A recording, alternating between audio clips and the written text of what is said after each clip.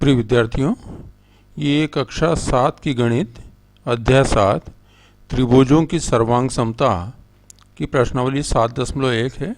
पहली प्रश्नावली, पहला सवाल है निम्न कथनों को पूरा कीजिए।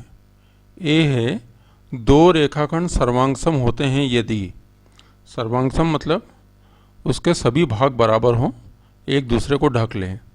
अगर ये एक रेखाखंड है तो दूसरा रेखाखंड जो है इसकी दोनों की लंबाई समान होगी तो वो एक दूसरे को ढक लेंगे। तो यदि उनकी लंबाई समान हो, उनकी लंबाई समान हो तो ऐसे रेखाखंड क्या है, सर्वांगसम होते हैं। दो सर्वांगसम कोणों में से एक की माप 70 अंश है तो दूसरे कोण की माप भी 70 अंश होगी, तभी वो दोनों कोण एक दूसरे को ढक पाएंगे। मान लो ये 70 अंश है तो दूसरा भी जो है वो कितना होना चाहिए, ये 70 अंश होना चाहिए ताकि वो एक दूसरे को ढक सके। नंबर 3 है सी। जब हम कोण ए बराबर कोण बी लिखते हैं, हमारा वास्तव में अर्थ है कि इन दोनों की माप जो है, एम मतलब मेजरमेंट, माप, ये आपस में बराबर है, या ये दोनों कोण जो हैं वो कैसे हैं, सर्वांगसम है। तो कोणों के कोण बराबर हैं, इसका मतलब कोणों की माप बराबर है, मतलब ये दोनों कोण आपस में क्या है, सर्वांगसम है। अब हम करेंगे सवाल नंबर 2। ये है सवाल नंबर 2। वास्तविक जीवन से संबंधित सर्वांगसम आकारों के कोई दो उदाहरण दीजिए। तो देखो यहाँ पर दो उदाहरण क्या है, बहुत सारे उदाहरण हैं। जितने प्रकार के सिक्के हैं,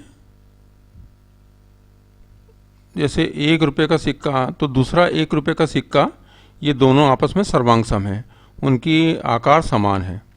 2 रुपये का सिक्का अगर दूसरे 2 रुपये के सिक्के से देखो वो सर्वांगसम है।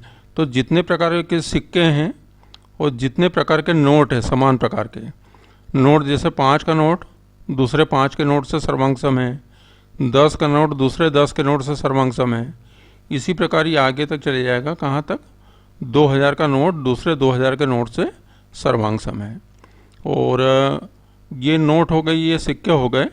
और पेन जो है, ये समान कंपनी की कोई भी पेन लो, समान कंपनी की कोई भी पेन लेते हैं समान कीमत की, तो वो दोनों क्या रहेगी, आपस में वो सर्वांगसम होगी। तो ऐसे बहुत सारे उदाहरण आप देख सकते हो। अब हम करते हैं सवाल नंबर 3।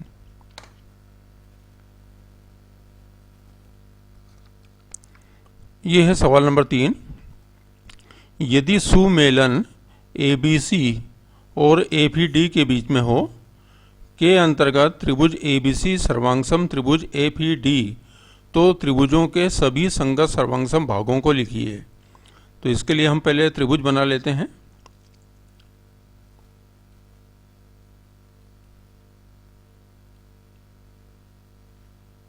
ये हमने एक त्रिभुज बनाया और ठीक इसी प्रकार से एक दूसरा त्रिभुज बना लेते हैं। ये 2 त्रिभुज हो गए। अब ये सर्वांगसम, इनको बताना है कौन कौन से भाग सर्वांगसम होंगे। तो यहाँ पर मैं इनके नाम देता हूँ। ये नाम हो गया इसका, ये A हो गया, ये B, ये C हो गया, और दूसरे के नाम ले लेते हैं। देखो यहाँ पर क्या है, ABC और यहाँ APD है। तो जहाँ A है वहाँ क्या है, F है, और जहाँ B है वहाँ क्या है, E है, और जहाँ C है वहाँ क्या है, D है। तो ये हो गया अपना ABC, और दूसरा हो गया EFED। अब इसमें कौन कौन सा भाग सर्वांगसम होंगे, देखो ये बिंदु B जो है बिंदु A के ऊपर आएगा, ABC को इसके ऊपर ढकेंगे तो बिंदु B जो है वो बिंदु A पे आएगा, F पे आएगा, B जो है E पर आएगा, और C जो है D के ऊपर आएगा। तो ये जो शीर्ष हैं ये सर्वांगसम होंगे, शीर्ष। दूसरी होगी भुजा, यहाँ तो ले लिया शीर्ष या बिंदु ले लिया, और दूसरा ले लेते हैं भुजा। भुजा में क्या होगा, ए बी जो है रहेगा सर्वांग एफ ई, तो ए बी सर्वांग रहेगा एफ ई। दूसरा ए सी जो रहेगा वो एफ डी रहेगा, ए सी जो है वो एफ डी से सुमेलन करेगा। बी सी जो है ई डी से करेगा, इसके आगे बी सी जो करेगा वो ई डी से करेगा। तो ये तो हो गई भुजा, ये शीर्ष हो गए। अब नंबर 3 आएगा कोण। कोण में कोण ए जो है कोण एफ से सुमेलन करेगा, तो कोण ए जो है वो कोण एफ से। कोण बी जो है कोण ई से, तो कोण बी सुमेलन होगा कोण ई से। कोण सी जो होगा कोण डी से, तो कोण सी होगा कोण डी से। तो यहाँ पर दो सर्वांगसम त्रिभुजों को दर्शाने के लिए कौन कौन से भाग रहेंगे, तीनों के शीर्ष, तीनों की भुजा और तीनों के कोण।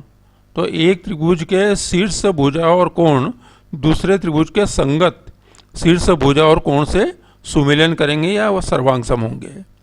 अब हम करते हैं सवाल नंबर 4।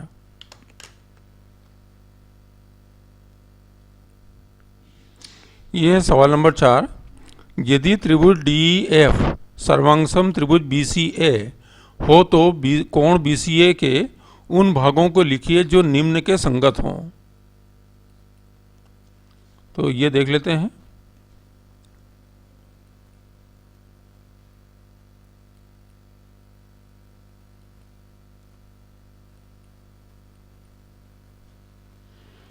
यहाँ पर कोण ई जो है वो इसमें है त्रिभुज डी एफ में, तो आप लोगों को ये देखना है त्रिभुज बी सी ए में सुमेलन वाला भाग कौन सा है।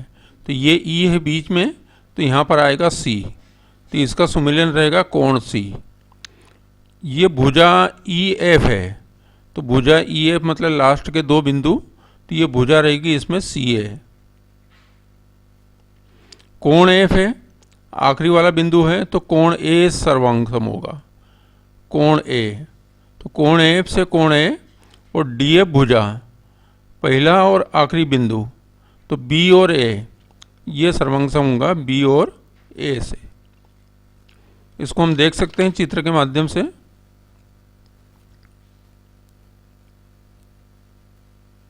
ये देखा डी एफ,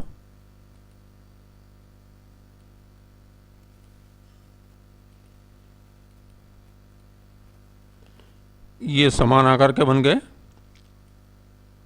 और इनको नाम दे देते हैं हम। ये है डी एफ, डी एफ, तो ये नाम दिया मैंने इसको डी एफ। और ये है बी सी ए, ये हो गया बी सी और ए। यहाँ देखें कोण ई कोण सी के, ये कोण ई है, ये कोण सी से संगत होगा। ई एफ सी ए के, ये ई एफ नीचे वाली भुजा ये सी ए के संगत होगी।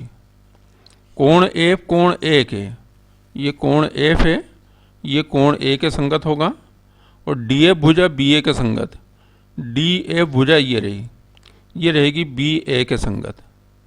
तो आपने देखा है प्रश्नावली 7.1 का चौथा सवाल। तो इस वीडियो को देखने के लिए धन्यवाद।